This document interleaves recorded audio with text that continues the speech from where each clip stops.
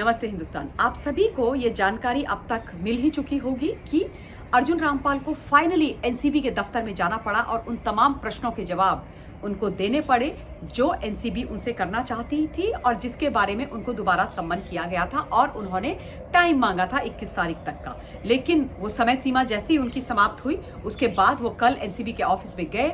6 से 7 घंटे उनकी दोबारा से ग्रिलिंग की गई उसी ऑफिस में जहां पर समीर वानखेड़े जो जोनल डायरेक्टर हैं एनसीबी के वो बैठते हैं और उनकी टीम ने उनसे कई प्रश्न किए जिसमें उनका एक बहुत बड़ा झूठ पकड़ा गया और वो झूठ था वो प्रिस्क्रिप्शन के बारे में जो उन्होंने लास्ट टाइम दिखाई थी एनसीबी को एज अपने सच्चाई के सबूत के तौर पर। और इसके अलावा बड़े ही पुरजोर आवाज में पूरी हिंदुस्तान की जनता के सामने जो उन्होंने बाइट्स दी थी मीडिया को उसमें भी बोला था कि मेरे घर में जो भी बैंड ड्रग पड़ी हुई थी पाई गई थी छापेमारी के समय वो जो है मुझे डॉक्टर्स के द्वारा प्रिस्क्राइब्ड की गई थी। उनकी मेरे पास प्रिस्क्रिप्शंस हैं तो मैं लीगली करेक्ट हूं, मैंने डॉक्टर के कहने पर वो दवाइयां खरीदी।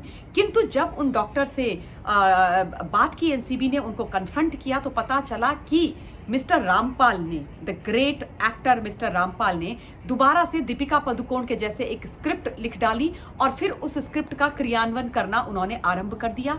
उस स्क्रिप्ट में उन्होंने क्या लिखा था कि वो जाएंगे इस डॉक्टर जो दिल्ली बेस्ड डॉक्टर है उनसे वो संपर्क साधेंगे और फिर बैक डेटेड प्रिस्क्रिप्शंस लेंगे। यानी कि वो जो बैंड जो ड्रग्स उनके घर में छापेमारी के समय एनसीबी को तब मिली थी वो उन्होंने बिना किसी प्रिस्क्रिप्शन के लिए लिया था। वो एक क्राइम है। लेकिन उसके अलावा उनका दूसरा बड़ा गुनाह कि उन्होंने एक डॉक्टर को मैनिपुलेट करके झूठ बोल के बैक डेटेड प्रिस्क्रिप्शन ली और उसके बाद एनसीबी को झूठ बताया, उनको डॉज करने की कोशिश करी। और उससे भी बड़ी उनकी देखिए गलती या हिमाकत आप कह सकते हैं कि तमाम जनता के सामने आकर के उन्होंने ये बात बड़े ही स्टाइल से बोली थी कि मेरे पास तो सारी प्रिस्क्रिप्शंस हैं और मैं बिल्कुल भी कुछ ऐसा काम नहीं कर रहा हूं जो कि मुझे नहीं करना चाहिए।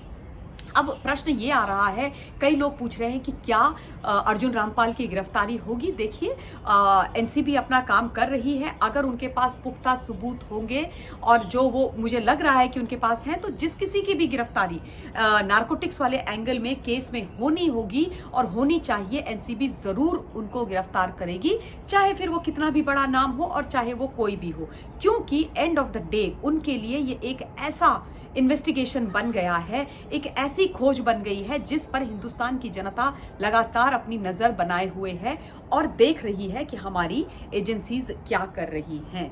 ये एक बात हो गई है। इसके अलावा एक दूसरी बात मैं करना चाहती हूं, वो ये है कि जो भी लोग अपने सच को छुपाने के लिए आनंद फानन में बॉलीवुड के अंदर से ये कोशिशें करने पे लगे हुए हैं, ये कृत्य करते जा रहे हैं कि हम झूठ बोलेंगे, डॉज करेंगे, एनसीबी की बाहर आके तारीफ करेंगे, बड़ी बड़ी लॉयर्स की ब्रिगेड खड़ी कर देंगे, उसके बाद हम अपनी स्क्रिप्ट लिखवा लेंगे, झूठ बोल देंगे। मतलब जो व्हाट्सएप चैट तुम्हारी पकड़ी जाएंगी उसमें जो वीड आदि की बातें उसको छोटी मोटी सिगरेट की बात करेंगे, वो बहुत बड़ी गलतफहमी में है। क्योंकि अगर उन्होंने गलत किया है, अगर उन्होंने कुछ भी ऐसा इलीगल किया है तो फिर वो जो भी सबूत है वो उन तक एनसीबी को पहुंचा करके छोड़ेंगे और जिसको भी सजा मिलनी है, जिसकी भी सजा तय होनी है वो अवश्य तय होगी। और मेरा भी ये मानना है कि अगर किसी की भी गलती है तो वो डेफिनेटली लोग पकड़े जाने चाहिए। जहां तक अर्जुन रामपाल का सवाल है, मुझे लगता है कि उनके लिए और भी कड़ाई से आगे काम होगा क्योंकि उनकी जो फीमेल फ्रेंड हैं गैब्रिएला, उनके भाई हालांकि अब वो जमानत में बाहर निकल आए हैं लेकिन उसके बावजूद वो काफ़ी समय तक एनसीबी ने उनको गिरफ्तार करके रखा था। और उनके जो कनेक्शंस हैं ऐसा कहते हैं कि बहुत तमाम लोगों के साथ बॉलीवुड के अंदर हैं और वो ड्रग पेडलिंग का काम करते थे। ये सारी चीज़ें उनके नाम के साथ जुड़ी हुई हैं और इसीलिए एनसीबी ने उनको गिरफ्तार किया था। एक आवश्यक बात यहाँ पर ये भी मैं एनसीबी के बारे में बोलूँगी कि एनसीबी जब भी किसी को सम्मन भेजती है या जब भी किसी के ऊपर गिरफ्तारी की एनसीबी की तरफ से तलवार लटकती है तो वो बिना सबूतों के ऐसे ही किसी के कहने पे, किसी के हो हल्ला मचाने से नहीं होती है। वो अपना थरो इन्वेस्टिगेशन करते हैं, थरो अपनी पूरी जानकारी हासिल करते हैं और उसके बाद जब पुख्ता सबूत उनके हाथ लग जाते हैं, जब वो तमाम जानकारियां उनके हाथ लग जाती हैं जो किसी को भी सम्मन करने के लिए इनफ होती हैं लीगली, उसके बाद वो सम्मन उस व्यक्ति को भेजा जाता है। तो अर्जुन रामपाल की उल्टी गिनती आरंभ हो गई है। आगे उनके साथ क्या होगा ये वक्त बताएगा, लेकिन ये बात सच है कि बुरे काम का बुरा नतीजा क्यों भाई चाचा, अरे हाँ भतीजा, ये बात मुझे बड़ी सच साबित होती हुई दिखाई दे रही है। इस वीडियो के लिए इतना ही। Thank you very much. जय हिंद।